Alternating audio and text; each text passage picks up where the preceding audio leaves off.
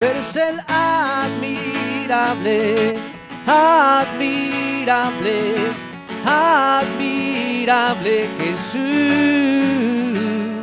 Tú eres el admirable, admirable, admirable Señor. Tú eres el admirable, admirable, admirable Jesús. Espíritu vivificante, primogénito de toda la creación, el unigénito del Padre. Cristo, tú eres la resurrección. Vivificante, primogénito de toda la creación, unigénito del Padre. Cristo, tú eres la resurrección. Eres admirable, admirable, admirable Señor. Tú eres el admirable, admirable, admirable Jesús. Tú eres el admirable, admirable, admirable Señor. Tú eres el admirable, admirable, admirable Jesús. Solo tu nombre es admirable, solo tu nombre es admirable, solo tu nombre es admirable, Señor. Solo tu nombre es admirable, solo tu nombre es admirable, solo tu nombre es admirable, Jesús. Solo tu nombre es admirable, solo tu nombre es admirable, solo tu nombre es admirable, Señor. Solo tu nombre es admirable, solo tu nombre es admirable, solo tu nombre es admirable, Jesús. Espíritu vivificante, primogénito de toda la creación, el unigénito del Padre. Cristo, tú eres la resurrección. Espíritu vivificante, primogénito de toda la creación, el unigénito del Padre. Cristo, tú eres la resurrección. Tú eres el admirable, admirable, admirable Señor. Tú eres el admirable, admirable, admirable Jesús. Solo tu nombre es admirable, solo tu nombre es admirable, solo tu nombre es admirable, Señor. Solo tu nombre es admirable, solo tu nombre es admirable, solo tu nombre es admirable, Señor. Amén, Jesús. Amén, Señor Jesucristo. Estamos aquí reunidos para contemplarte solamente a ti, Señor. Tú eres el centro de esto, Señor. El centro de nuestra adoración eres tú, Jesús.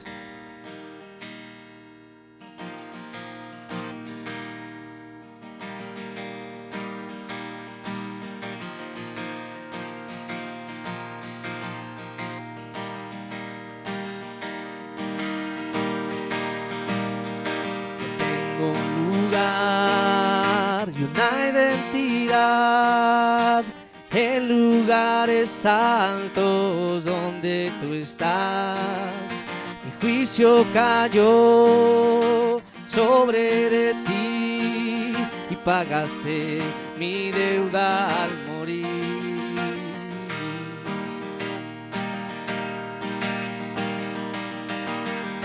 Ya tengo un lugar y una identidad en lugares altos donde tú estás.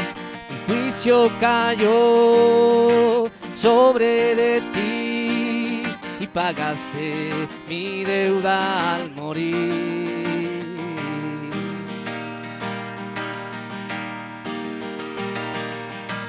Gloria a Dios por su Hijo Jesús, quien pagó mi deuda en la cruz.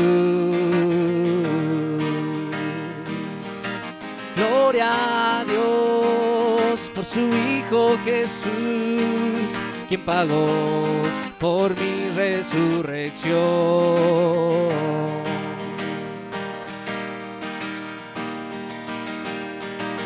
Él me creó, vida me dio, espíritu de vida. Él es postrero Adán, justicia de Dios, el primogénito entre los muertos. Él me creó, vida me dio, espíritu de vida. Él es postrero Adán, justicia de Dios, el primogénito entre los muertos.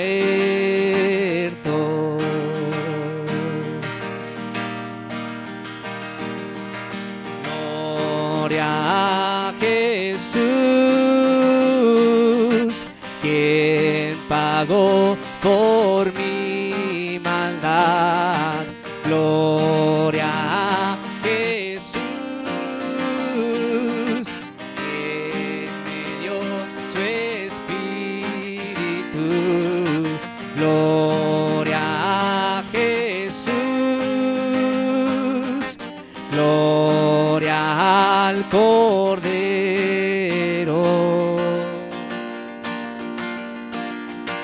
Gloria a Dios por su Hijo Jesús, quien pagó mi deuda en la cruz. Gloria a Dios por su Hijo Jesús, quien pagó por mi resurrección.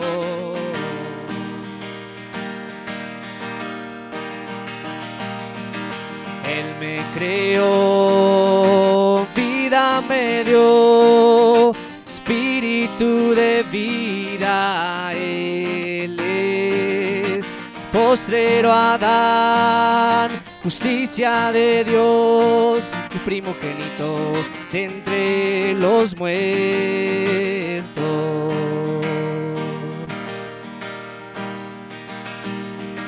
Gloria a Jesús,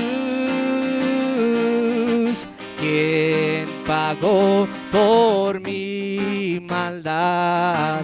Gloria a Jesús, quien me dio su espíritu. Gloria a Jesús, gloria al Cordero.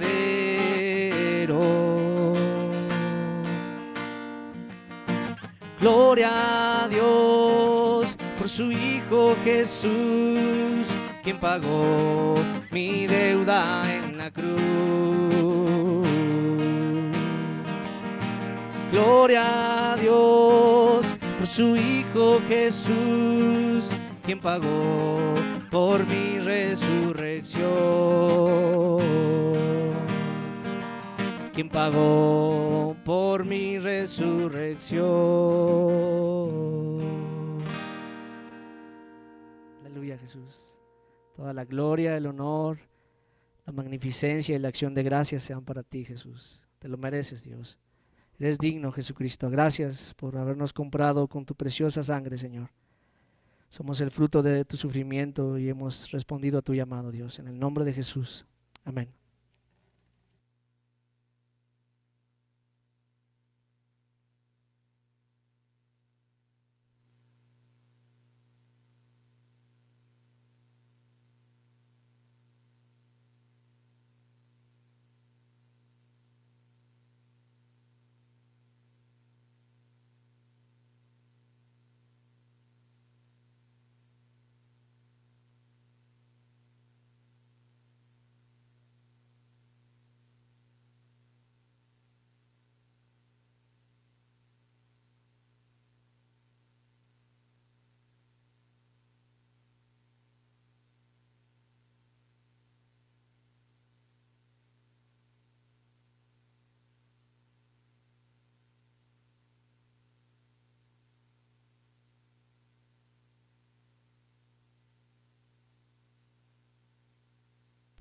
Pues Señor Jesucristo, bendecimos tu nombre en esta mañana. Te damos gracias, Señor.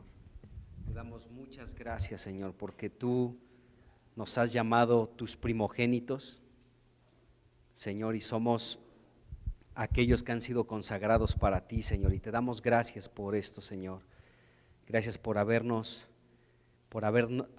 dado a tu Hijo Jesucristo como propiciación por nuestros pecados.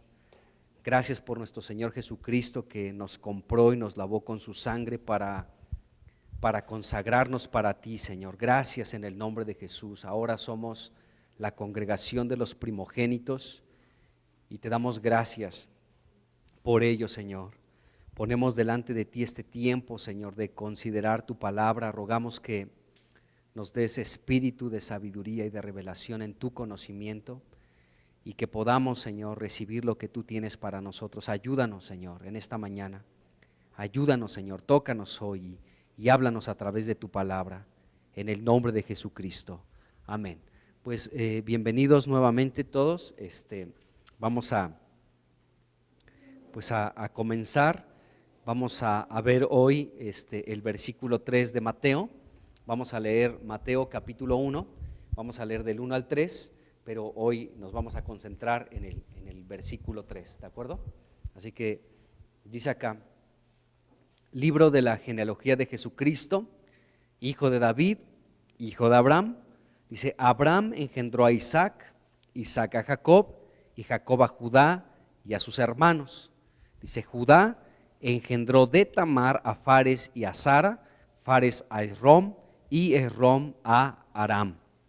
Así que vamos a hablar de, pues, quién fue, aquí dice esta Tamar, que engendró de Judá a dos hijos, a Fares y a Zara. Así que vamos a hablar hoy, seguramente hoy no vamos a abarcar todo lo que vamos a hablar de ella y de sus hijos, pero vamos a comenzar a hablar de esta mujer. Déjenme comentarles rápidamente que para apoyarnos, bueno, para conocer un poquito más de la vida de esta mujer llamada Tamar, necesitamos apoyarnos en un capítulo que está en Génesis, es el capítulo 38, y en este capítulo 38, pues se habla precisamente la historia de esta mujer llamada Tamar, perdón, no sé por qué siempre digo Rahab en lugar de Tamar, pero es Tamar, estamos hablando de Tamar, versículo 3, ¿de acuerdo? Bueno, el punto es que si ustedes han leído la Biblia, lo más seguro es que sí lo han hecho, y han pasado por este capítulo, el 38 de Génesis, nos vamos a dar cuenta que no es un capítulo muy fácil de entender, ¿no? Porque pues, aquí se habla de este hombre Judá que tuvo algunos hijos, que a su hijo mayor lo casó con esta mujer Tamar, y esta mujer se valió de métodos extraños y raros para obtener un hijo, ¿de acuerdo? Entonces yo quiero, pues ya oramos, pero que podamos permitir que el Espíritu acomode lo espiritual a lo espiritual, para que podamos ver principios espirituales que están detrás de esta historia de esta mujer llamada Tamar. Entonces voy a comenzar a sintetizar este capítulo 38, ¿sí? a dar como un pequeño resumen de lo que dice este capítulo 38 para comenzar a hablar ya con más detalle de esta mujer llamada Tamar. Bueno, en este capítulo 38 de Génesis podemos leerlo con mucho cuidado y aquí se nos describe la historia de esta mujer llamada Tamar. Esta mujer era la nuera precisamente de Judá y sabemos que Judá fue el cuarto hijo de Jacob, ¿sí? Su mamá era Lea, ya hemos hablado de esto.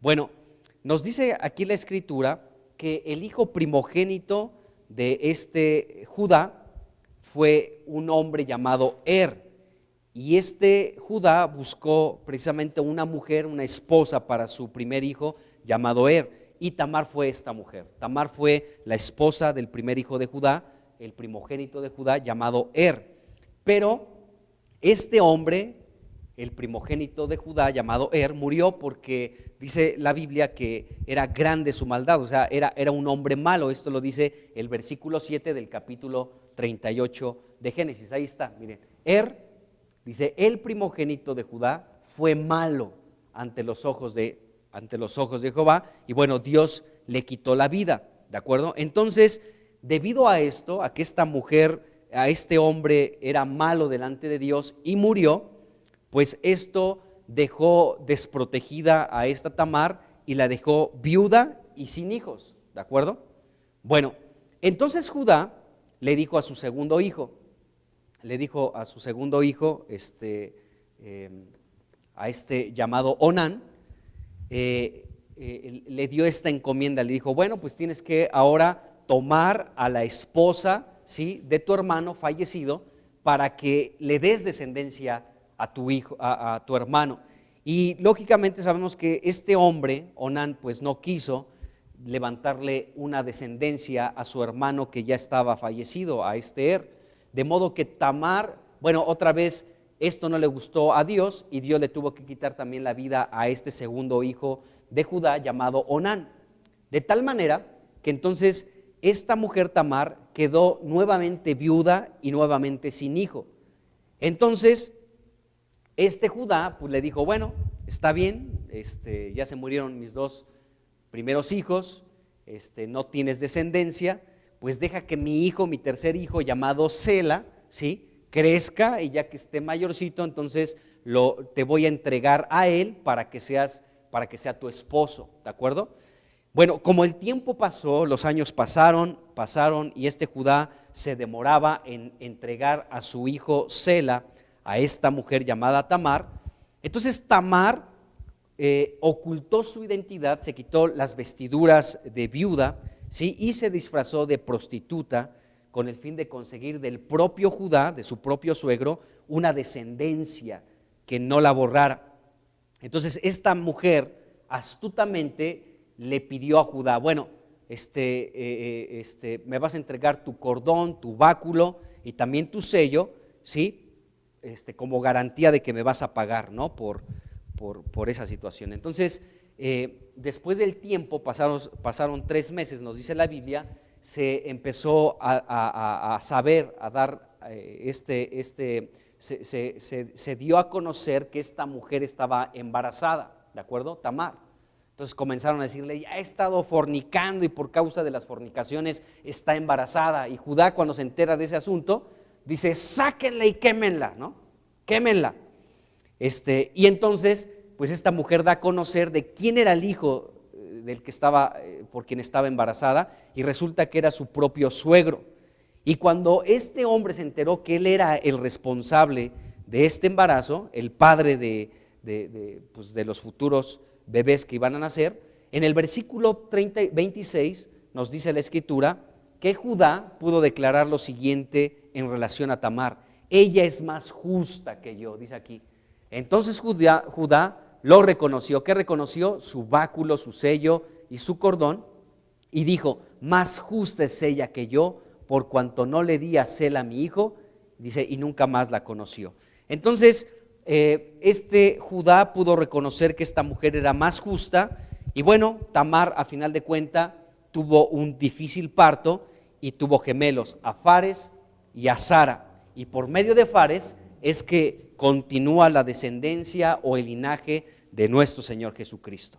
Bueno, hemos visto en esta genealogía, o estamos viendo todavía en esta genealogía de Jesús, que en la genealogía de Jesucristo hay muchas personas de diferentes categorías, ¿no? Había gente menospreciada, había nobles, también aquí había gente buena, gente mala, había prostitutas, ¿no? Había hombres como un rey llamado Manasés que hasta practicó la hechicería, había reyes, había gente que fue llevada cautiva, hay gente que fue otra vez de regreso, ¿de acuerdo? Y gente de mala fama, ¿de acuerdo? Bueno, de entre todas estas personas que encontramos en la genealogía de Jesucristo, encontramos a esta mujer Tamar. Y al estudiar la vida de cada una de estas personas, debemos de identificar algo que es muy importante, el principio espiritual que Dios nos quiere mostrar, ¿de acuerdo? O sea, porque si nosotros leemos el capítulo 38 de Génesis, pues nos vamos a espantarnos, a decir, ¡ah, qué barbaridad!, ¿no? ¿Qué cosas dice la Biblia? ¿Qué mujer tan extraña esta Tamar, ¿no? Lo que hizo, ¿no? Quitarse la vestimenta de su viudez para engañar a su suegro, ¿sí? Y cometer un incesto. Y de esta manera, pues, quedar embarazada esta mujer, ¿no? Entonces, al estudiar la vida de muchos de estos personajes que están aquí descritos en Mateo capítulo 1, del 1 al 17, donde están todos estos personajes que tienen que ver con la genealogía de Jesucristo, podemos descubrir que hay principios espirituales que nos unen a Cristo, y eso es lo que tenemos que rescatar, ¿de acuerdo? Aún incluyendo este pasaje, este capítulo 38 de Génesis. Bueno, la genealogía de Jesucristo incluye a todo tipo de personas. Eso es interesante porque esto nos hace pensar a cada uno de nosotros, bueno, ¿de qué contexto Dios nos llamó, no? ¿Cuál era nuestra vida antes de conocer al Señor Jesucristo? Bueno, el Señor de todas maneras nos asoció a Él. Entonces, la genealogía de Jesucristo incluye cualquier tipo de personas, pero tenemos que ver lo que Dios quiere enseñarnos a través de cada una de estas personas, porque hay principios espirituales que van a ir marcando nuestra vida al entender la razón por la cual está incluida como parte de la descendencia de Jesucristo. Bueno, nos dice aquí el capítulo 38, ¿sí?, que esta mujer Tamar quedó embarazada al cometer incesto con su suegro, ¿no? Esto lo podemos ver aquí en el capítulo 38, del versículo 6 al 37. Bueno, esta mujer lo que llegó a realizar, nosotros podemos catalogarlo como algo malo, ¿sí?, como algo lamentable, como algo deplorable completamente, como algo horrible, nefasto. Lo que hizo esta mujer fue algo verdaderamente horrible. El engañar a su suegro, hacerse pasar por una prostituta para engañar a su suegro y cometer este acto de incesto, ¿de acuerdo? Entonces, en cierto sentido, lo que hizo esta mujer, Tamar, ¿sí?, es completamente perverso, ¿de acuerdo? Es lo que hizo, o sea, es algo que lo podemos catalogar de esta manera. Lo que hizo esta mujer, Tamar, fue algo completamente perverso. Imagínense, ¿no?, esa situación. Aparentar ser una prostituta para engañar a su suegro Judá. Bueno, pero no fue completamente la culpa de esta mujer, sino también de su suegro, porque Judá en este caso se comportó de manera idéntica a su padre Jacob. Utilizó la mentira porque él temía que su tercer hijo, que todavía estaba con vida, llamado Selá, muriera igual que sus dos hijos anteriores, y Onán. Entonces, este temor había en Judá, de tal manera que le dijo a Tamar, bueno, ya murió no tienes descendencia, te di también a mi hijo Onán, tampoco tienes descendencia, vete a la casa de tus padres, permanece ahí como viuda hasta que crezca mi hijo entonces yo te voy a entregar a él para que seas su esposa, ¿de acuerdo? Pero vemos que esto solamente lo dijo este Judá porque tenía temor de que también su hijo, su tercer hijo llamado Selá, muriera. ¿de acuerdo? Esto lo dice el versículo 11, Génesis 38, 11, vamos a ver lo que dijo aquí este Judá a Tamar. Dice, y Judá dijo a Tamar su nuera, quédate viuda en casa de tu padre hasta que crezca Sela mi hijo, porque dijo, fíjense el pensamiento de Judá, porque Judá dijo, no sea que muera él también como sus otros hermanos, o sea, como y como Nan. Dice, y se fue Tamar y estuvo en casa de su padre. Esta mujer le creyó a Judá, ¿de acuerdo? Judá le prometió esto, dijo, bueno, ya que crezca Sela, entonces te voy a entregar a él para que sea tu esposo. Y esta mujer se fue confiada a la casa de sus padres, confiando en que Judá cumpliría su palabra, pero vemos que no fue así.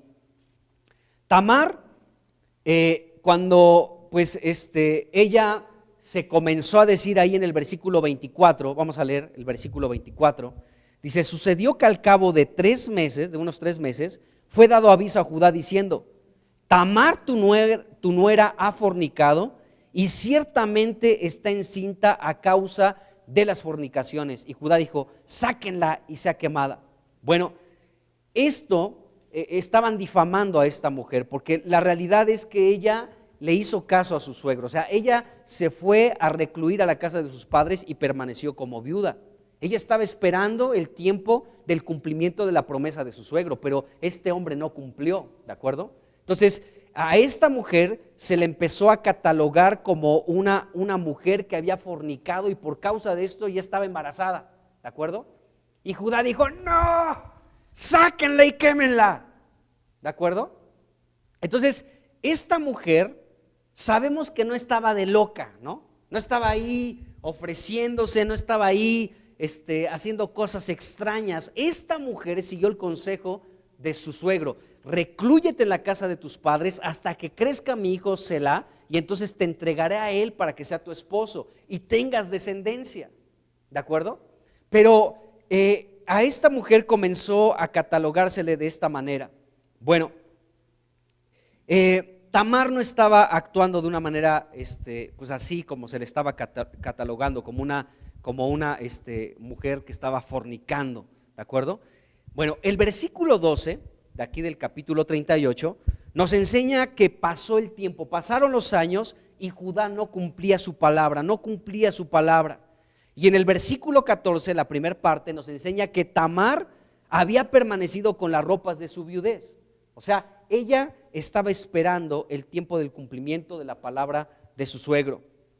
Y cuando se enteró Judá de que esta mujer, su nuera llamada Tamar, estaba embarazada, ¿sí? Él primero dijo, sáquenla y quémenla.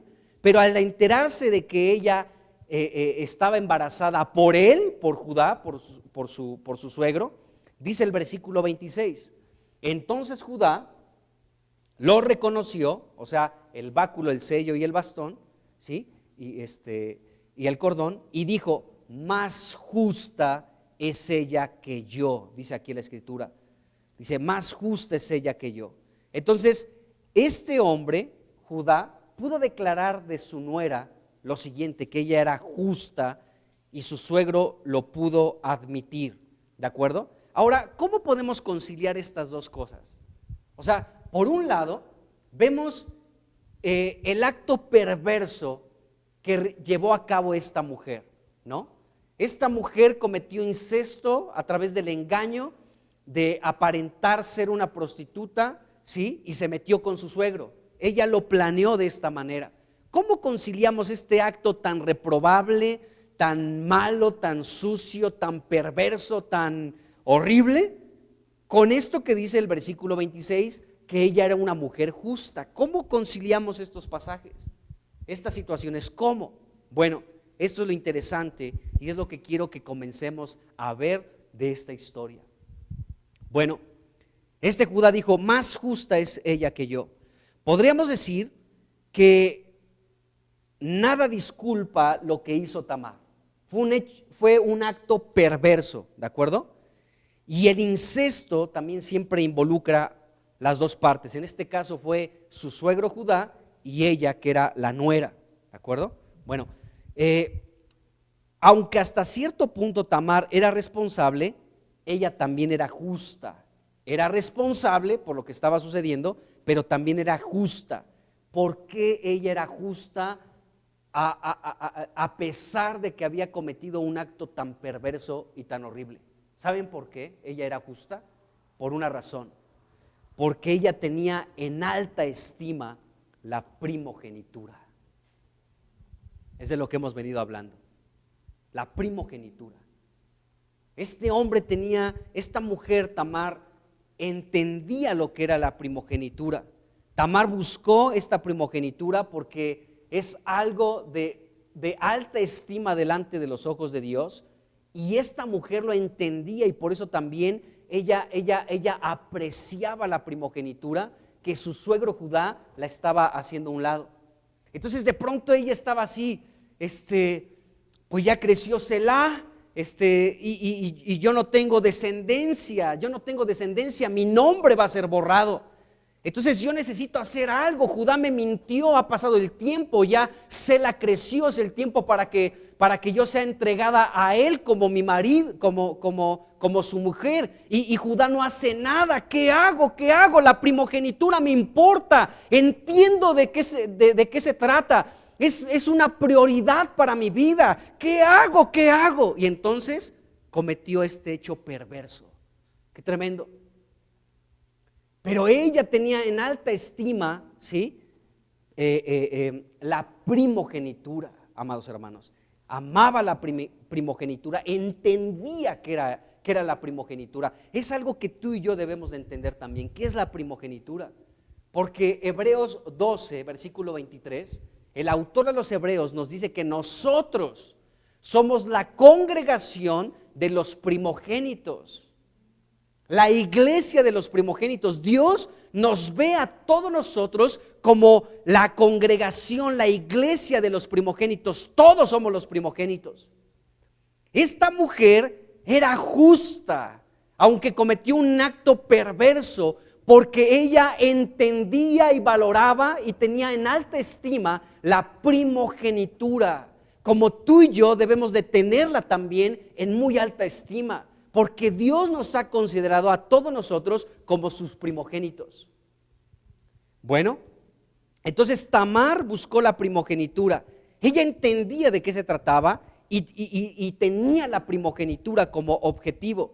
De hecho, Judá también, amados hermanos, entendía que era la primogenitura, por eso le buscó una esposa a su primer hijo llamado Er. Dijo, bueno, Er, necesitamos que tengas una descendencia, y por eso buscó una mujer para su hijo Er. Y cuando murió Er, entonces le dijo a su segundo hijo, levántale una descendencia a tu hermano. O sea, Judá entendía y sabía de lo que se trataba la primogenitura, pero ya cuando murió su segundo hijo, ya no quiso entregar a su tercer hijo porque tuvo temor de perderlo como los anteriores. Entonces Judá sabía que Selá era su tercer hijo. Selá era el que tenía que levantarle descendencia a su hermano Er, el primero. Bueno, la realidad, amados hermanos, es que nosotros probablemente entendemos muy poco de la primogenitura. Lo que significaba en ese tiempo para las personas, pues probablemente puede ser muy diferente para nosotros el día de hoy por nuestras culturas, ¿no? Pues nosotros tal vez, tú puedes ser el hijo mayor o lo que sea, pero tal vez no tiene el significado como lo tiene aquí la Escritura. Pero ahora a los ojos de Dios, lo que Dios nos está enseñando es que para nosotros también la primogenitura debe de ser muy importante. Y todos somos los primogénitos, ¿de acuerdo? Todos somos los primogénitos de Dios. Entonces, en estos tiempos de Tamar, la primogenitura tenía un significado muy, pero muy importante. Miren, vamos aquí al capítulo 38 y vamos a leer del versículo 6 al 8 para que veamos lo importante que era la primogenitura. Dice acá, después Judá tomó mujer para su primogénito Er. Fíjense, era el primogénito Er. Y le tomó una mujer para que tuviera descendencia. Dice, la cual se llamaba Tamar. Aquí aparece esta mujer. El siguiente versículo dice, y Er, el primogénito de Judá, fue malo ante los ojos de Jehová, y le quitó Jehová la vida. Versículo siguiente, dice, entonces Judá dijo a Onán, llégate a la mujer de tu hermano y despósate con ella y levanta descendencia a tu hermano. Esta es la importancia de la primogenitura. A ver, ya se murió tu hermano, ahora tú tienes que levantarle descendencia a tu hermano. Esa es la importancia de la primogenitura en ese tiempo. Entonces lo que Judá le estaba diciendo a su hijo Onán es, dale un hijo a tu hermano que acaba de morir. Dale un hijo, dale un descendiente, dale una semilla para que no sea borrado su nombre de la tierra. Tienes que darle un descendiente, tienes que darle un hijo a tu hermano. Y bueno, Onán, nos dice la Biblia, si seguimos leyendo el versículo siguiente, el 8, dice, y sabiendo Onán que la descendencia, fíjense bien, no iba a ser suya, sucedía que cuando se llegaba a la mujer de su hermano, vertía en tierra, dice, por no dar descendencia a su hermano. O sea, él pudo darle descendencia a su hermano, pudo darle un hijo a su hermano, pero no lo quiso hacer. Bueno, entonces la primogenitura, amados hermanos, es algo muy, muy importante.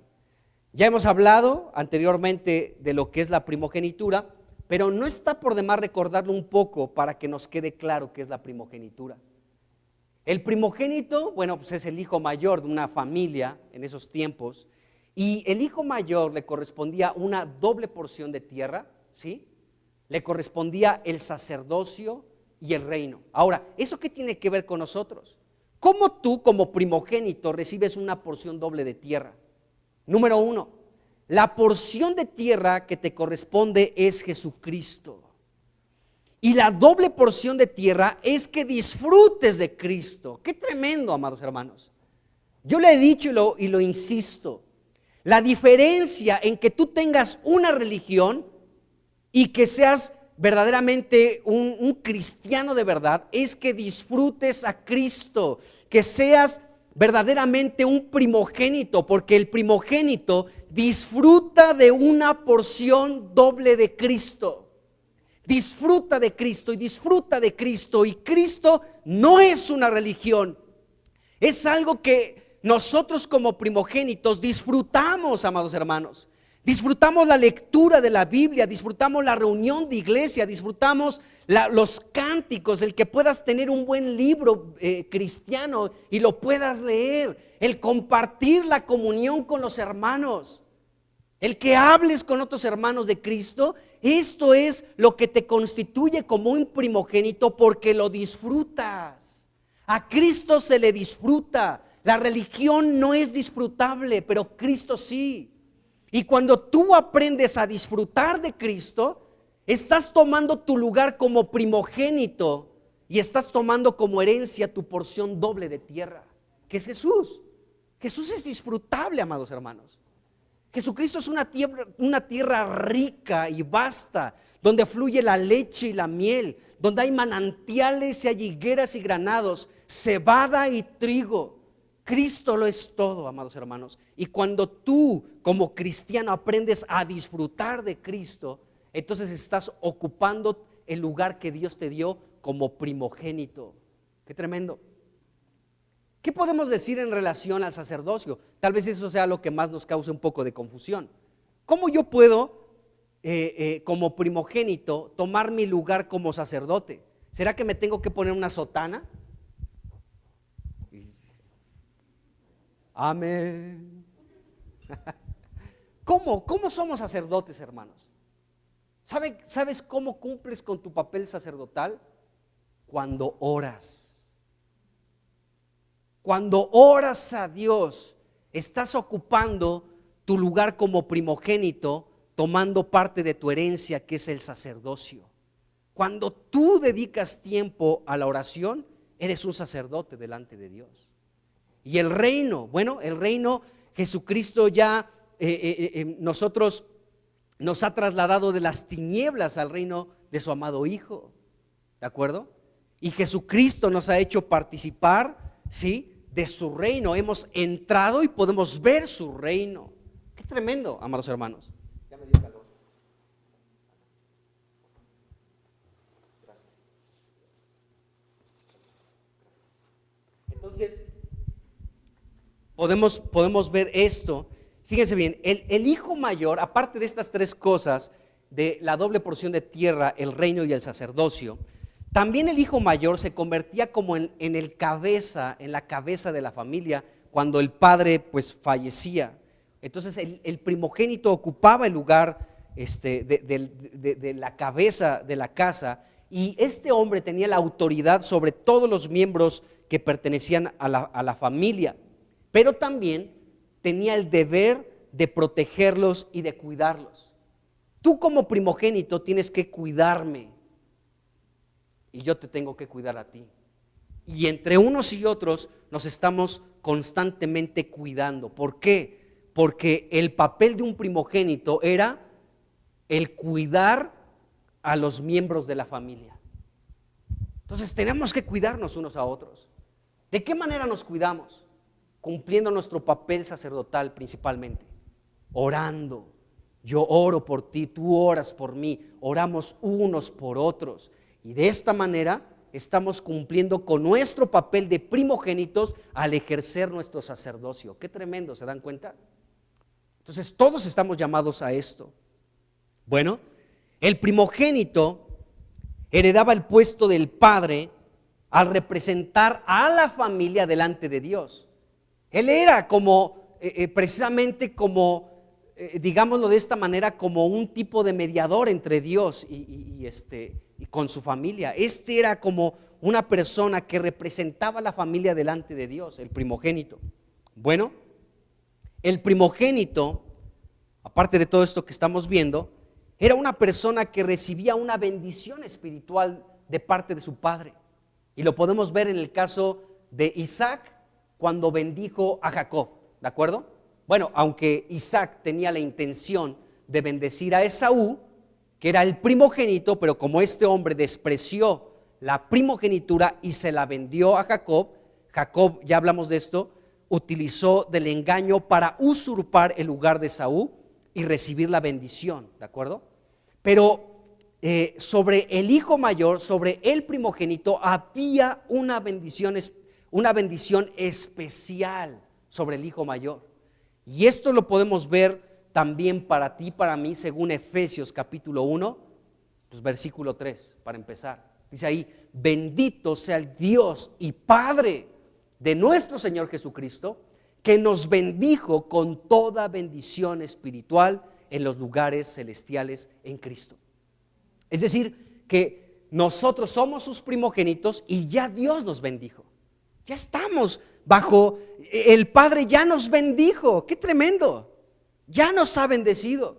¿Quieres saber algunas de esas bendiciones? Lee el capítulo 1 de Efesios, porque ahí se desliga una serie de bendiciones que son espirituales, que el Padre ya te ha dado, que reposan sobre tu vida. ¡Qué tremendo! Entonces, el hijo primogénito recibía una bendición espiritual de parte de su padre, una bendición especial de parte de su padre. Y bueno, tú y yo también ya hemos recibido esa bendición espiritual. En los tiempos de Abraham, de Isaac y de Jacob, el padre tenía la autoridad para transferir la primogenitura a otro hijo por diversas causas, como fue el caso de Rubén. ¿Se acuerdan? Rubén era el primogénito, pero él no recibió la bendición de primogénito porque defraudó a su padre. ¿Se acuerdan? Entonces, ¿qué es lo que hizo Jacob? Que transfirió esta bendición espiritual de ser el primogénito a José, a Leví y a Judá. ¿Sí? Ya hablamos también de eso. Entonces, el padre tenía este poder de transferir la primogenitura. Tú eres mi hijo, el primogénito, pero como has hecho esto y aquello, entonces se lo doy al cuarto, al quinto y al sexto hijo. ¿De acuerdo? Entonces podemos ver esto, que la bendición de la primogenitura podía transferirse. Bueno, Rubén perdió precisamente los derechos de hijo primogénito porque fornicó con la concubina de su padre, y entonces fue desechado como el primogénito. También algo que se podía hacer con la primogenitura era venderla. fue el caso de Esaú. Esaú menospreció su primogenitura y se la vendió a Jacob por un plato de lentejas. ¿Para qué me sirve a mí la primogenitura si me voy a morir? Y estoy tan cansado que venga ese plato de lentejas ahí con su... ¿Qué lleva? Bueno, así bien delicioso, ¿no? Entonces, podemos ver esto. Y una cosa más de los primogénitos que tú y yo debemos también tener claro es que los primogénitos eran redimidos para que fueran consagrados completamente a Dios. Todo eso es la primogenitura. Todo eso somos nosotros. Nos corresponde una porción doble de tierra, el reino, el sacerdocio, una bendición espiritual diferente de Dios el Padre sobre todos nosotros, ¿sí? Y Él nos ha llamado nos ha redimido a través de la sangre de Cristo para ser sus consagrados también, ser santos, apartados, separados para ser completamente de Él. Qué tremendo, eso es lo que somos delante de Dios. Esa es la primogenitura, todo esto. Entonces podemos entender por qué para esta mujer Tamar era tan importante la primogenitura. Judá se estaba haciendo el menso. Ya no me acuerdo, tengo otro hijo, ¿sí? Pero esta mujer dijo, no, ¿cómo le hago? ¿Cómo le hago? ¿Cómo le hago? Me está mintiendo, está pasando el tiempo y este hombre no cumple con su palabra. Entonces esto llevó, ¿sí?, a que esta mujer actuara de una manera perversa, porque tenía como objetivo, amados hermanos, la primogenitura, que nada se la arrebatara, que nada se le quitara, porque le pertenecía. Ella apreciaba la primogenitura y dijo, no habrá nada que arrebate esto de mi vida. Así que ella utilizó un medio que nosotros reprobamos, porque fue horrendo lo que ella hizo, pero obtuvo lo que era apreciable delante de Dios, la primogenitura. Qué tremendo. Ese es un principio espiritual, amados hermanos. No importa lo que tengas que hacer para que no pierdas la primogenitura. Hay muchos matrimonios donde la esposa quiere con el Señor todo, quiere buscar de Cristo, pero el esposo no quiere. Y entonces la esposa, por darle lugar al esposo, pues pierde su primogenitura y le da más lugar a su esposo que a Cristo, y está perdiendo la primogenitura. Hay hijos que sus padres no quieren nada del Señor, pero los hijos quieren todo con el Señor, y los padres amenazan a los hijos: si vas a tu reunión de iglesia, no te doy domingo. Que no te den domingo, pero no pierdas tu primogenitura. Eso es lo que aprendemos de la vida de Rahab, de Tamar. Esta mujer tenía en alta estima la primogenitura y no la perdió, no la perdió. Ella fue justa porque apreciaba, entendía y buscó la primogenitura. Dios nos ha colocado en ese lugar como los primogénitos. Ahora no tenemos que perderla ni venderla como este Esaú. Muchos que son primogénitos venden su primogenitura como Esaú. ¿Para qué me va a servir? Me voy a morir, estoy cansado. Y prefieren un plato de lentejas que conservar su primogenitura. Qué tremendo, amados hermanos. Entonces, ahora podemos entender la razón por la cual Tamar estaba ansiosa por la primogenitura.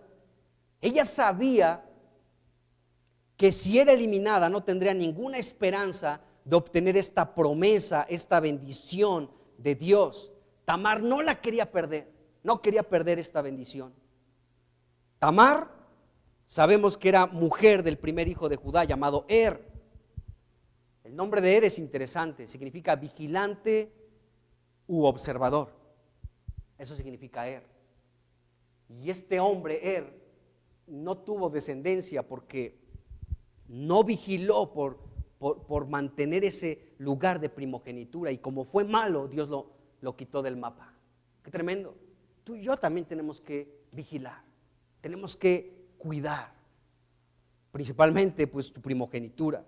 Bueno, tendría que haber heredado la primogenitura pero este hombre fue malo delante de los ojos de Dios y Dios le quitó la vida. Eso está en el versículo 7 del capítulo 38 de Génesis. Bueno, Dios también le quitó la vida a su hermano, al otro hijo de Judá, el segundo, llamado Onán. El nombre de Onán también es interesante porque significa fuerza y vigor. Y fíjense lo que dice, ya lo leímos, pero vamos a leerlo nuevamente. Génesis 38, del 8 al 10. Dice: entonces Judá dijo a Onán: llégate a la mujer de tu hermano y despósate con ella y levanta descendencia a tu hermano. Dice, y sabiendo Onán que la descendencia no iba a ser suya, sucedía que cuando se llegaba a la mujer de su hermano, vertía en tierra por no dar descendencia a su hermano. Y versículo 10 dice: y desagradó en ojos de Jehová lo que hacía, y a él también le quitó la vida. Bueno, este hombre, Onán, no quiso darle descendencia a su hermano Er. Él sabía que no iba a ser considerado hijo suyo, sino de su hermano. Así que este hombre no quiso darle un hijo, una semilla, una descendencia a su hermano fallecido. Y lo que nos indica su nombre, fuerza y vigor, nos indica que este hombre tenía la capacidad de hacerlo, pero no quiso hacerlo. No quiso. Fue egoísta. Dijo: no, yo qué, como no va a ser hijo mío, a mí qué me importa mi hermano. Además, está bien fallecido, ni se va a enterar. ¿No? Pero ya no se trataba de eso, ya se trataba de conservar una descendencia para su hermano.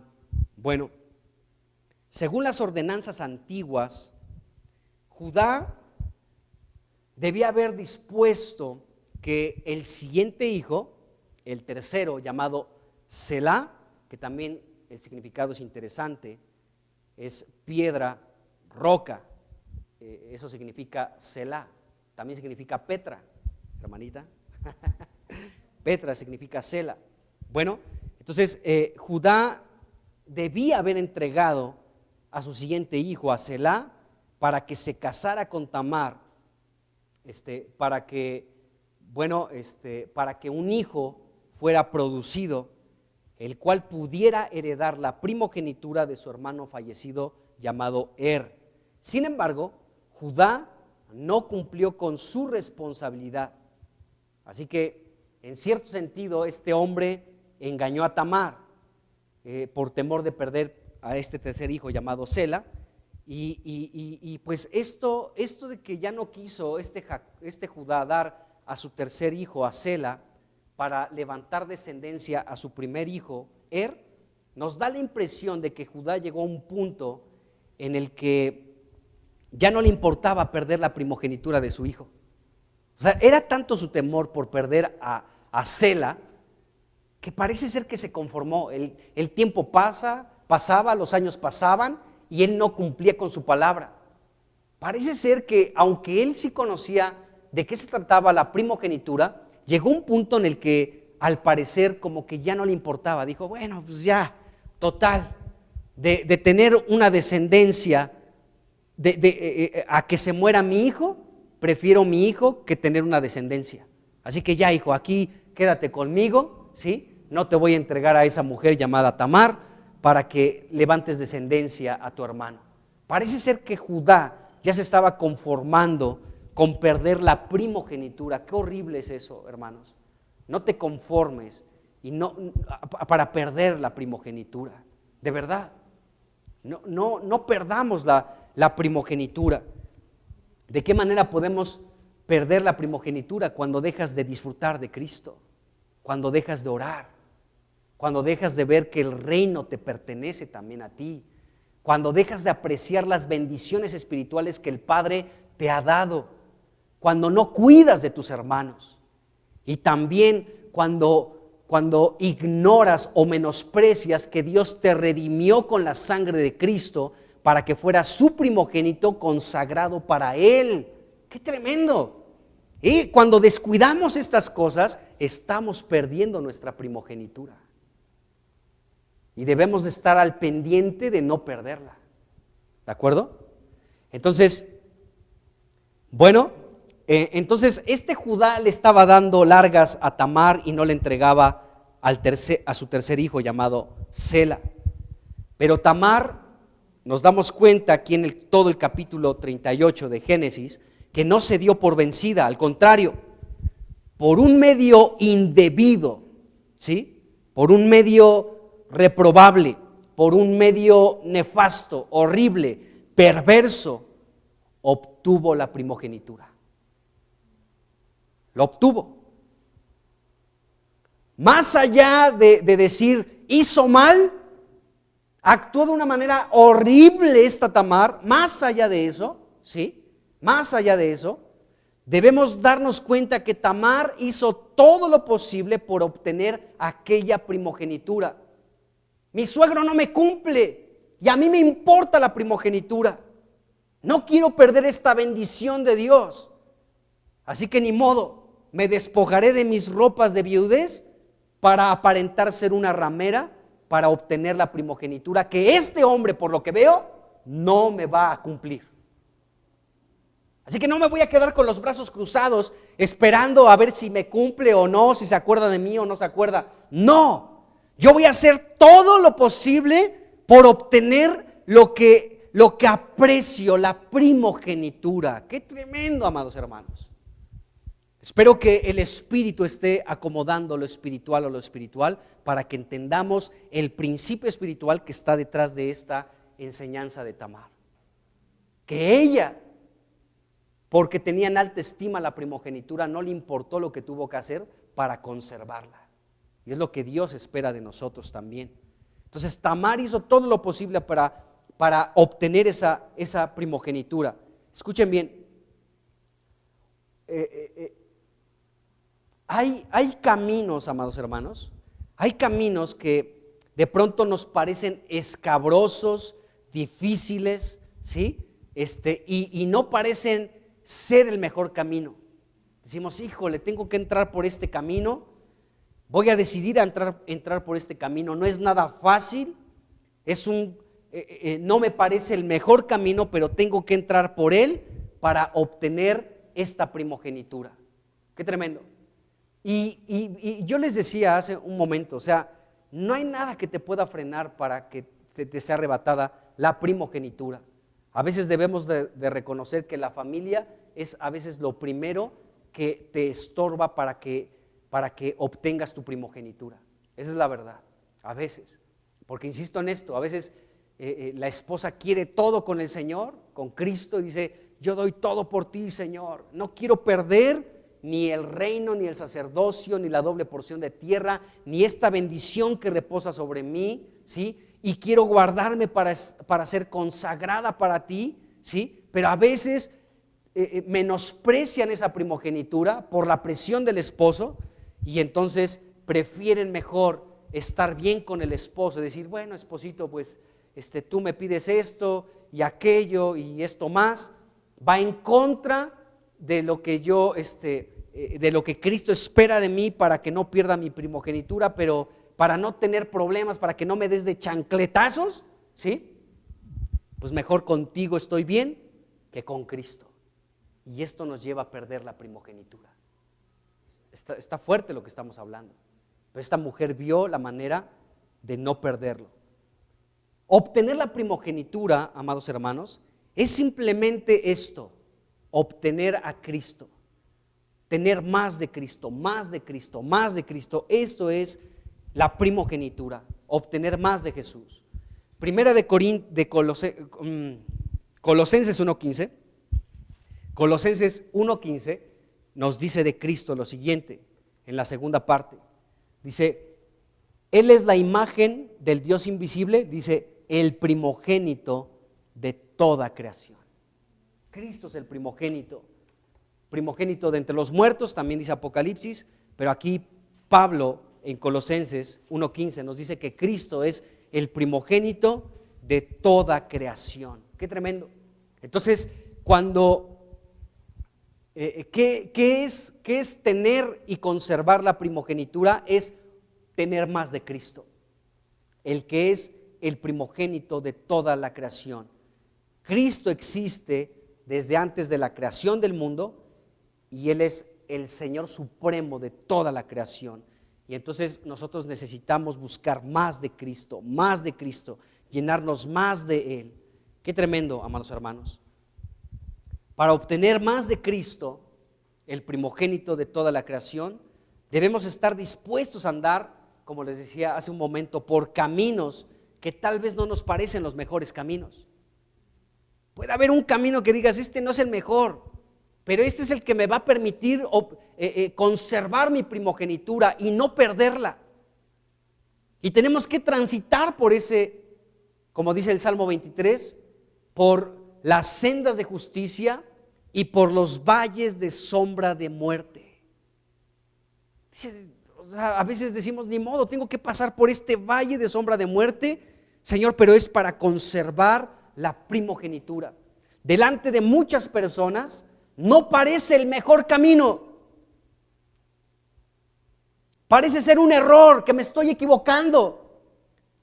Y estoy en un valle, ¿sí?, de sombras de muerte, pero este es el camino que has dispuesto para mí, y aunque no me parece el mejor camino, es el camino que me va a permitir conservar mi primogenitura. Y le entramos por el valle de sombra de muerte, porque el pastor es el que nos guía a ese lugar. Salmo 23.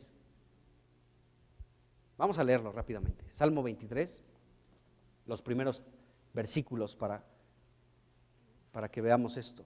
Cómo es Jesucristo como el pastor de las ovejas, el que conduce a sus ovejas por estos lugares. Versículo del 1 al 4 dice: Jehová es mi pastor, nada me faltará. En lugares de delicados pastos me hará descansar. Pues ahí nos va pastoreando en paz el Señor Jesucristo, ahí en pastos delicados. Y luego dice: junto a aguas de reposo me pastoreará. Qué padre está esto. Luego el versículo 3 dice: confortará mi alma, me guiará por sendas, es decir, por caminos de justicia, por amor de su nombre. Esta mujer fue llamada justa. Dios nos guía por caminos justos. Dice, por amor de su nombre. Y luego el versículo 4, aunque ande en valle de sombra de muerte, no temeré mal alguno, porque tú estarás conmigo. Tu vara y tu cayado me infundirán aliento. Es decir, que nuestro precioso Jesucristo, que es nuestro pastor, nos guía a pastos delicados, a las aguas de reposo, y todo está bien. Pero luego nos mete por las sendas de justicia. Las sendas de justicia a veces ya no nos gusta. Ya no nos gusta, porque lo que para nosotros no es correcto, para Dios es justo. Decimos, no, Dios, ¿cómo esto? Dios dice, este es mi camino de justicia y quiero meterte por él. Y después este pastor nos sigue llevando al valle de sombra de muerte, pero dice aquí, no temeré mal alguno, porque tú estarás conmigo. Aún en el valle de sombra de muerte, el pastor de las ovejas está con ellas. Qué tremendo. Bueno, entonces hay caminos así, escabrosos, como valles de sombra de muerte, ¿de acuerdo? Que tal vez no nos parecen los caminos más correctos, ¿sí? Pero esto nos lleva a obtener más de Cristo, a conservar nuestra primogenitura. Fíjense, pensando en esto, recuerdo dos pasajes importantes en la Biblia de dos personas que eligieron por estos caminos que no parecían lo mejor. Pero el ir por estos caminos que no parecen en primera instancia que fueran lo mejor, estas dos personas, a la luz de la Biblia, anduvieron en estos caminos para conservar la primogenitura y obtener más de Cristo. El primer caso lo encontramos en Mateo capítulo 16 y es nuestro precioso Señor Jesucristo. Vamos a leer del versículo 21 en adelante. Fíjense cómo Jesucristo tuvo que andar por un camino que aparentemente no era el mejor, pero esto estaba dentro del plan de Dios para su vida. Dice Mateo capítulo 16 del 21 en adelante. Dice, desde entonces comenzó Jesús a declarar a sus discípulos que le era necesario ir a Jerusalén y padecer mucho de los ancianos, de los principales sacerdotes y de los escribas, y ser muerto y resucitar al tercer día. Díganme si este es un camino así como que, ay, qué padre, ¿no? Tenía que sufrir, tenía que ser maltratado y tenía que ser crucificado. Claro que también resucitar, pero veamos esto, ¿de acuerdo? O sea, él tenía que andar por un camino que tal vez no parecía el mejor. Y sigamos leyendo para darnos cuenta a quién no le parecía el mejor camino para Cristo. Sigamos leyendo. Dice, entonces Pedro, aquí está Pedrito, nos cae muy bien Pedro, a mí me cae re bien. Si estuviera aquí, le diría el buen Peter. Bueno, mi Charles. Ok, dice aquí, entonces Pedro, dice, tomándolo aparte, es decir, a Jesús, comenzó a reconvenirle, es decir, comenzó a reprenderlo, como que comenzó a regañarlo, ¿de acuerdo? Y le dijo, Señor, ten compasión de ti, en ninguna manera esto te acontezca. Pero Cristo, volviéndose, le dijo a Pedro, quítate de delante de mí, Satanás, me eres tropiezo, porque no pones la mira en las cosas de Dios, sino en la de los hombres. Entonces Jesús le dijo a sus discípulos, si alguno quiere venir en pos de mí, niéguese a sí mismo y tome su cruz y sígame. El tomar nuestra cruz, amados hermanos, todos los días, parece que no es el mejor camino, pero sí lo es. Entonces Jesucristo tenía que ir a Jerusalén, padecer, ser crucificado y morir, pero para Pedro no era el mejor camino.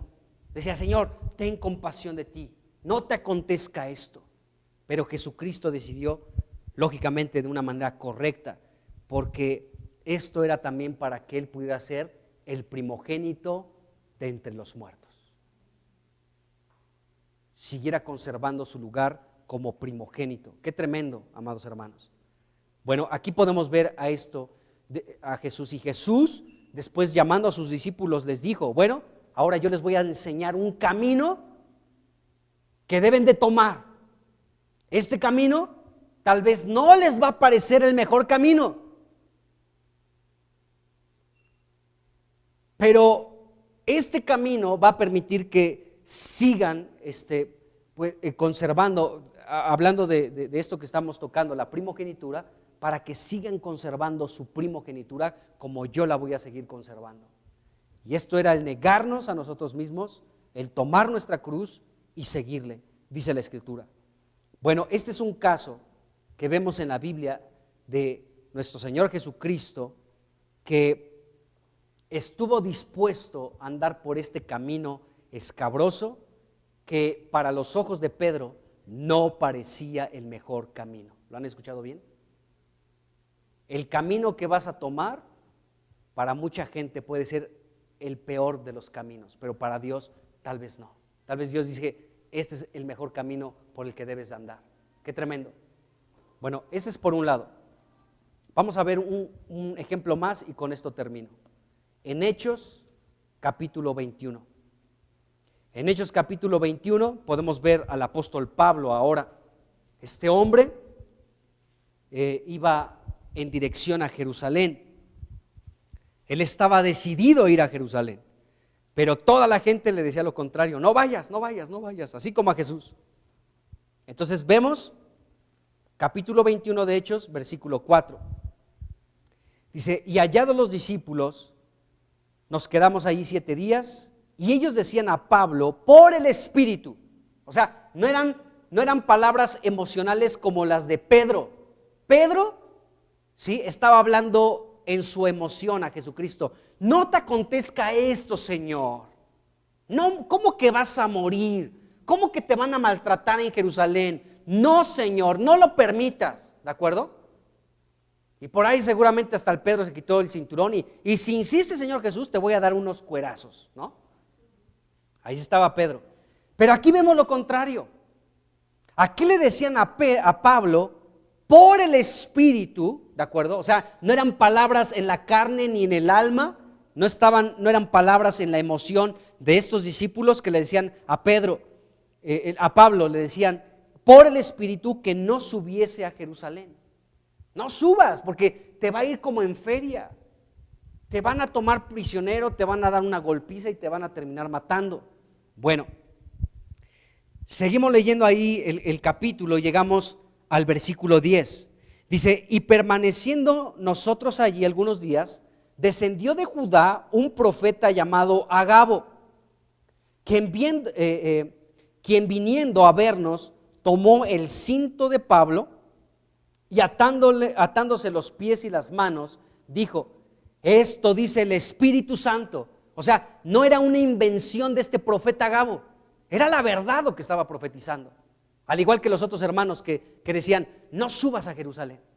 Era por el Espíritu, era un mensaje del Espíritu para Pablo. Bueno, entonces Agabo se amarró con el cinturón de Pablo, los pies y las manos, y dijo: esto dice el Espíritu Santo, así atarán los judíos en Jerusalén, al varón de quien es este cinto, y le entregarán en manos de los gentiles. Versículo 12. Al oír esto, le rogamos nosotros y los de aquel lugar que no subiese a Jerusalén. Ahí estaban todos insistiendo a Pablo: no vayas a Jerusalén, te están profetizando, hermano, te están diciendo que no subas a Jerusalén, y te están diciendo a través del Espíritu Santo lo que te va a suceder si subes. Versículo 13. Entonces Pablo respondió: ¿qué hacen llorando y quebrantándome el corazón? Dice: porque yo estoy dispuesto no solo a ser atado, mas aún a morir en Jerusalén por el nombre del Señor Jesús. Fíjense, qué tremendo. Este hombre, Pablo, llegó a decir: para mí el vivir es Cristo y el morir es ganancia. Y decía: voy a magnificar en mi cuerpo, ya sea por la vida o por la muerte, a Cristo. Este hombre decía: está bien, el Espíritu me está diciendo esto, pero yo tengo que subir a Jerusalén y no me importa el perder la vida. Este camino del apóstol Pablo era un camino que para todos los hermanos no era el mejor camino, porque verdaderamente lo que estaban profetizando venía de Dios y era verdad lo que iba a pasar con Pablo.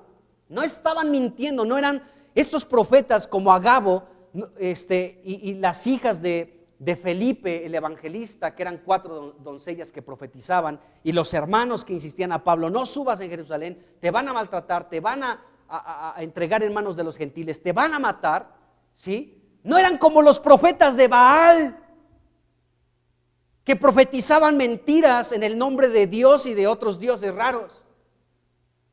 Estos hombres estaban hablando la verdad. Pero Pablo dijo: voy a caminar por ese camino aunque sea escabroso, porque yo no voy a perder, hablando del tema que estamos hablando, no voy a perder mi primogenitura. Qué tremendo, amados hermanos. ¿Por qué camino tenemos que transitar? Aunque sea ilógico para la gente, pero algo que debemos de tener en la mente, en el espíritu y en el corazón, es no perder nuestra primogenitura. Ya hablamos qué es la primogenitura. Cada vez espero que nos vaya quedando más claro, porque tenemos que seguir hablando más de la primogenitura. Pero qué tremendo, hermanos. Entonces, bueno, y dice el versículo 14 de Hechos 21, dice: y como no le pudimos persuadir, desistimos, diciendo: hágase la voluntad del Señor. Y Pablo fue a Jerusalén, y que lo arrestan y la turba, y comenzó, ¿sí?, esto que lo llevó a la prisión y años más tarde a su muerte. Pero ese hombre no perdió su primogenitura, al igual que Cristo, al igual que Tamar. Qué tremendo, amados hermanos. Entonces, debemos estar dispuestos a andar por caminos que tal vez no parece el mejor camino, pero ese camino nos va a permitir ganar más de Cristo, porque Cristo es nuestra primogenitura. Cristo es el primogénito de toda la creación. Amén. Pues vamos a dejarla aquí. Nos falta hablar un poquito más de esta mujer de Tamar y de sus hijos, pero lo dejaremos pendiente, primero Dios, para el miércoles.